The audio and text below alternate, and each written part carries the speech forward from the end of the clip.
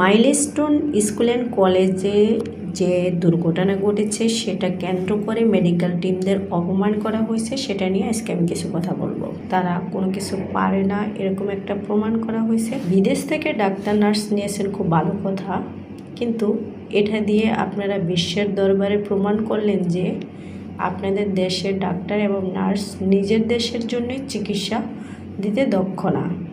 তাহলে তারা বাহিরের দেশে গিয়ে কি চিকিৎসা দেবে? মানে দুর্ঘটনার প্রথম দিন থেকে তারা যা করলো সেটার মূল্য তো দিলেই না, উল্টো অপমান করলো।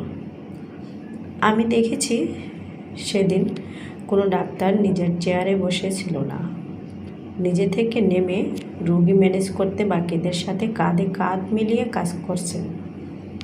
একজন ছাত্র দেখলাম বলল ভিডিওতে, একজন ডাক্তার তাকে 2000 টাকা দিয়ে বলেছে, বাবা তুমি জলদি এই টাকা নিয়ে তোমার বোনকে বানিয়ে নিয়ে যাও।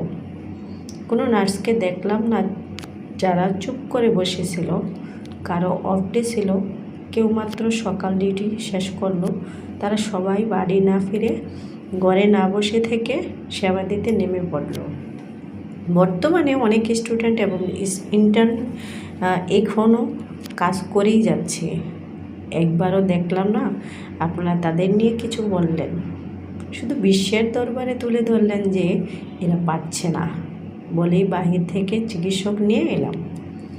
বাহির থেকে কোনো দক্ষ চিকিৎসককে পরামর্শের জন্য বা হেল্প করতে নিয়ে আসার বিষয় মানা যেত, কিন্তু আপনারা পুরা একটা মেডিকেল টিম, ডাক্তার এবং নার্স, অর্থাৎ মেডিকেল টিম যোগ্য না। তার মানে ভবিষ্যতে আল্লাহ না করুক অন্য কোনো দেশে কিছু হইলে আপনারা কখনোই বলতে পারবেন না যে বাংলাদেশ মেডিকেল টিম সাহায্যের জন্য যাবে, কারণ আপনারা নিজেরাই তো নিজেদের দেশের বেলায় ব্যর্থ দেখিয়েছেন যে তারা কিছুই পারে না। তাই বলছি, আগে নিজের দেশকে সম্মান করেন, দেশের মানুষকে সম্মান করেন, তারপর অন্য কিছু।